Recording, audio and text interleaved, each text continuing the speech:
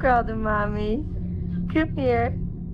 Come here, gorgeous. Este é o primeiro vídeo que o casal da Flórida, Steve e Marlene Eisenberg, gravou de sua filha Sabrina, de quase 5 meses. O que eles não sabiam era que aquele também seria o último. Um dia depois desse vídeo, em 23 de novembro de 1997, o casal assistiu a um filme da Disney com seus 3 filhos e os colocou para dormir. Mais tarde, perto da meia-noite, Marlene foi verificar a filha antes de dormir. Mas, quando acordou na manhã seguinte, se deparou com uma cena extremamente assustadora. And as I turn around and I look and notice my laundry room door out to my garage is opened.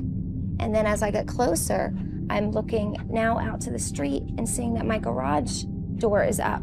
So now I'm just looking straight out to the street. Ela correu imediatamente para o quarto de Sabrina, que ficava mais próximo da garagem. Infelizmente, já era tarde demais. I ran into the first bedroom, which is Sabrina's room. And I look in the crib and Sabrina's gone. And I scream.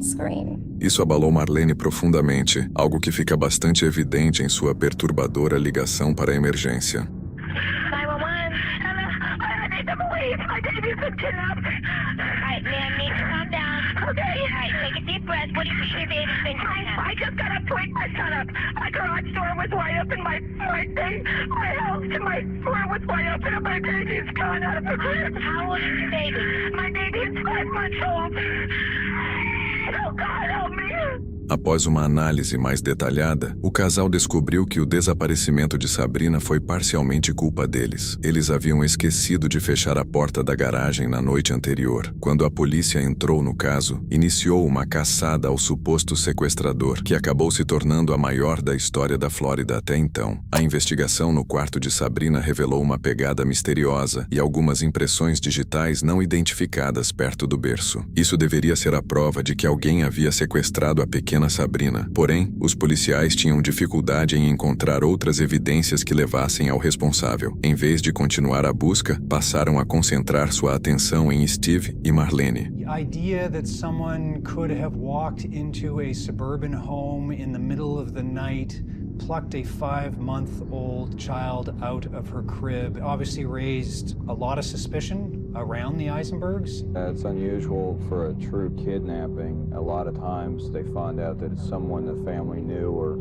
or had knowledge of, and that's part of the leads we're looking at. Os pais de Sabrina agora eram os principais suspeitos no caso do desaparecimento da própria filha. Eles foram chamados para longos interrogatórios em várias ocasiões e também fizeram testes de polígrafo. Enquanto Steve passou nos testes, os resultados de Marlene foram inconclusivos por causa do estresse. Parecia que os investigadores já tinham decidido que Steve e Marlene eram os culpados e só buscavam provas para confirmar isso. Em certo momento, chegaram a pedir que Marlene parecesse fria na TV e depois usaram isso para questionar seus sentimentos pela filha. Please bring our baby back to us.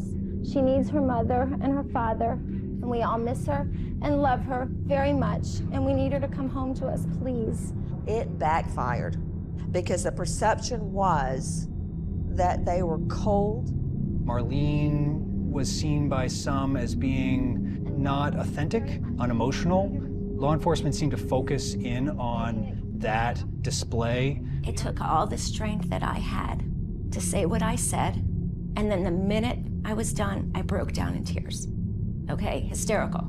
But of course the cameras were not put on me then. Chegou ao ponto em que Steve e Marlene Eisenberg não queriam mais falar com a polícia e contrataram um advogado como proteção. Mas isso só piorou a situação, pois em 12 de dezembro de 1997, a polícia conseguiu autorização para instalar escutas escondidas na casa do casal. Esses dispositivos ficaram ativos por quase 3 meses e gravaram mais de 2.600 conversas. Depois, a polícia usou essas gravações para montar um caso contra Steve e Marlene, alegando que havia confissões do assassinato de Sabrina. Essas supostas transcrições incluíam frases como Marlene dizendo a Steve: "O bebê está morto e enterrado. Ele está morto porque você fez isso. O bebê está morto. Não importa o que diga, você fez isso." E Steve respondendo: "Querida, não havia nada que eu pudesse fazer. Precisamos achar uma forma de vencer isso. Eu nunca vou abandonar a família e nossa história. Mesmo se a polícia me prender, faremos o que for preciso." Em 21 de janeiro de 1998,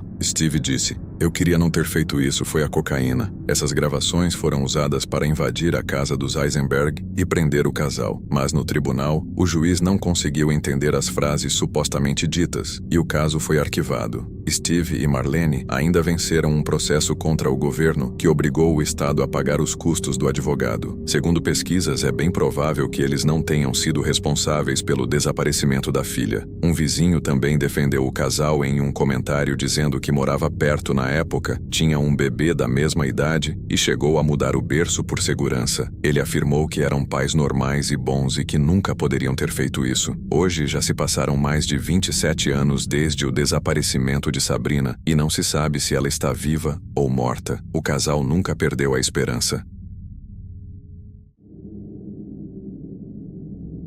Em 2 de outubro de 1999, por volta das 11h30 da manhã, 2 homens encontraram um menino muito novo enquanto pescavam em um acampamento na Big South Trail, que faz parte da Floresta Nacional Arapaho e Roosevelt, no Colorado. Embora encontrar uma criança sozinha no meio do nada fosse preocupante, os 2 pescadores viram um grupo de trilheiros cerca de 25 metros à frente. Eles imaginaram que o menino fazia parte daquele grupo, já que após uma breve conversa, ele correu em direção aos caminhantes.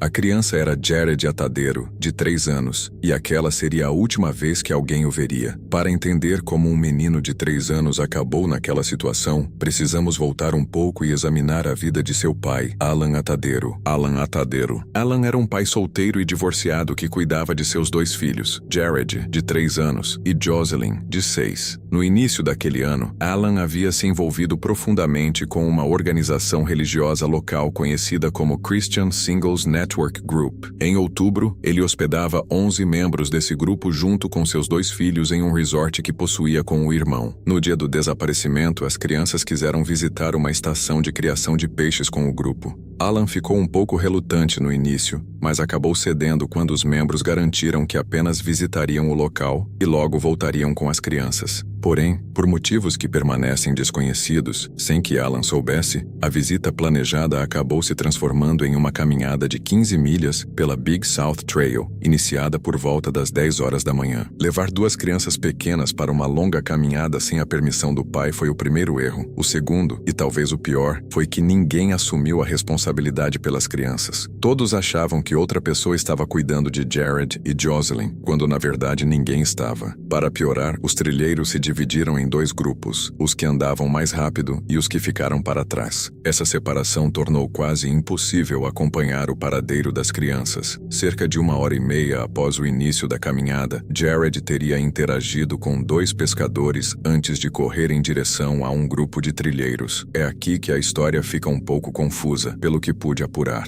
Não está claro se ele estava entre os 2 grupos de trilheiros ou se já tinha passado por eles. Os caminhantes vistos pelos pescadores talvez nem fossem do mesmo grupo. Foi nesse momento que Jared desapareceu. Só ao meio-dia o grupo percebeu que não o via havia mais de 1 hora. O pânico tomou conta e alguns membros voltaram ao resort para avisar Alan. Ele não perdeu tempo e foi direto para a trilha, batendo no peito e dizendo: "Perderam meu bebê, perderam meu bebê." Enquanto isso, o gerente do resort registrou o desaparecimento e chamou o resgate. Como era uma trilha movimentada, eles tinham experiência em buscas. O xerife chegou a dizer que tinha certeza de que encontrariam Jared. Acreditava que a equipe faria o que já havia feito centenas de vezes, achar a pessoa desaparecida. Talvez em poucas horas, mas antes da meia-noite tudo estaria resolvido. Ele até pediu para ser acordado quando encontrassem Jared, mas isso nunca aconteceu. Após quase um dia de buscas, Jared continuava desaparecido e a esperança começou a cair. A situação piorou quando o helicóptero das buscas perdeu potência a cerca de 30 metros e caiu, ferindo todos a bordo. Em 7 de outubro, mais de 200 profissionais, equipes com cães, rastreadores, mergulhadores e um avião faziam de tudo para encontrá-lo ou achar pistas. Após 5 dias sem resultados, as buscas foram encerradas em 8 de outubro. O caso ganhou grande atenção na mídia e levou o governador do Colorado a aprovar o plano Amber Alert. Ainda assim, o caso ficou sem solução até 4 de junho de 2003, quando 2 trilheiros encontraram roupas rasgadas e um tênis cerca de 150 metros acima do último ponto conhecido. Eles avisaram as autoridades. 10 dias depois, a busca revelou um molar e parte de um crânio humano. O DNA confirmou que os restos eram de Jared, assim como as roupas. Após quase 4 anos, a família teve algum encerramento, mas a dúvida continua. O que aconteceu com Jared? A explicação mais simples é que ele se perdeu e morreu de hipotermia. Porém, o local onde os restos foram encontrados era quase inacessível, com terreno íngreme e rochoso, difícil até para um adulto. A teoria mais provável é ataque de puma. Esses animais vivem na região e, embora raramente ataquem humanos, uma criança poderia ser alvo. Alguns trilheiros relataram ter ouvido um grito, incluindo a irmã de Jared, Jocelyn. Isso explicaria o grito e a distância dos restos ao último ponto visto. Porém, há inconsistências difíceis de explicar. Não foram encontrados sangue nem pelos nas roupas. As calças estavam do avesso, algo difícil de explicar por um ataque animal. Os tênis estavam em ótimo estado mesmo após 4 invernos nas montanhas. Isso aponta para uma teoria mais perturbadora. Jared teria sido sequestrado e morto por uma pessoa, que teria espalhado os restos anos depois. É uma hipótese assustadora, mas talvez a única que explique todos os detalhes. Mesmo assim, o caso continua um mistério até hoje.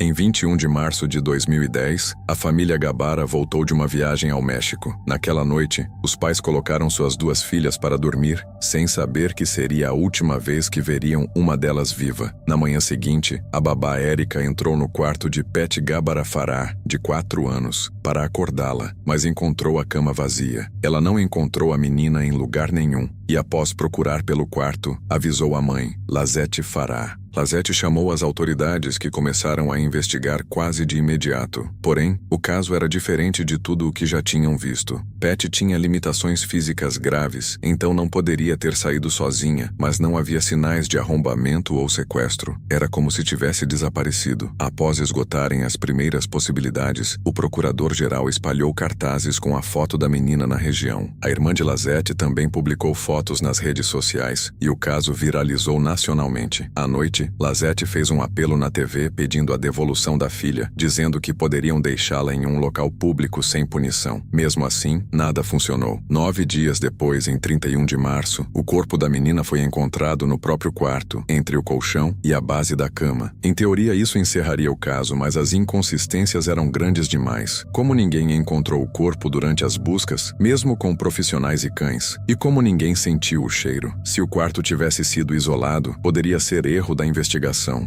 mas o quarto recebeu várias visitas nos dias seguintes, inclusive pessoas que dormiram na mesma cama. A própria Lazette deu entrevista sentada na cama onde o corpo foi encontrado. Como ela não percebeu? A explicação mais aceita é que o corpo não estava lá durante as buscas iniciais e foi colocado depois, possivelmente por um ou ambos os pais. Segundo o laudo oficial, Pat teria subido na cama sozinha e caído entre o colchão e a estrutura, onde acabou sufocando antes de ser encontrada pela babá na manhã seguinte. Porém, as evidências contradizem essa versão. Quando foi encontrada, ela usava uma calça escura com estampa de girafa rosa, mas Lazette havia mostrado essas mesmas roupas dias antes em entrevista ao exibir os pertences da filha. No, esa es la pijama inmigrante. De su niña. Ok. Ya ni quiero decir que tengo, pero no veamos. Sí, no más vale, ¿verdad? Pero mejor miren la pijama y la sacamos. Si quiere, platíqueme. O que é ainda mais preocupante é que, durante o vídeo oficial em que os investigadores encontraram o corpo, eles também encontraram várias manchas de sangue escondidas nos lençóis, algumas do tamanho de uma bola de futebol. Em um momento do vídeo, um dos investigadores chega a comentar que eles, referindo-se aos pais, estavam batendo na criança.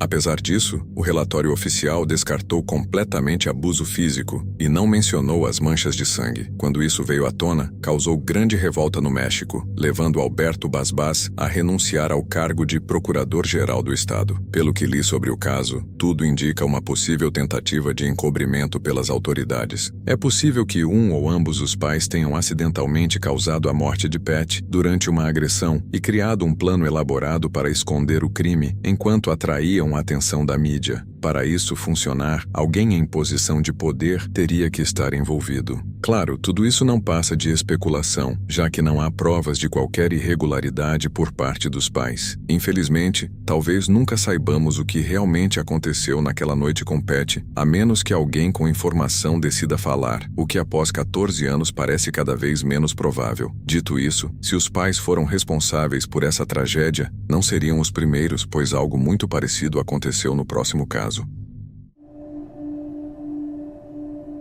Em 25 de julho de 1996, Ian Meadows visitou o Rivergate Mall, em Goodlettsville, Tennessee, para vender artesanatos em uma feira. Após estacionar o carro, ela abriu a porta traseira para deixar sua filha de 3 anos, Lucy, sair. Em seguida, foi até o lado do passageiro pegar alguns itens que iria vender, mas quando voltou para o outro lado, sua filha havia desaparecido. Ela imediatamente acionou a segurança do shopping, que realizou uma busca completa no local e nas redondezas. Mas Lucy não foi encontrada. Nas semanas seguintes, a polícia dedicou centenas de horas ao caso, entrevistando mais de 100 testemunhas e parentes, seguindo pistas, falando com pais de crianças parecidas com Lucy e analisando imagens de segurança do estacionamento. Embora o vídeo fosse muito distante para revelar detalhes, ele mostrava Ian caminhando pelo estacionamento, aparentemente procurando alguém. Mesmo assim, nenhuma pista concreta sobre o paradeiro de Lucy foi encontrada. A situação começou a ficar mais perturbadora quando a polícia passou a investigar Ian. Para contexto, Ian era uma imigrante coreana que havia se separado do marido Tom e morava com outra mulher coreana chamada Tammy. Em seu depoimento inicial, Ian afirmou que havia se virado por apenas alguns segundos e que isso teria sido suficiente para o desaparecimento de Lucy.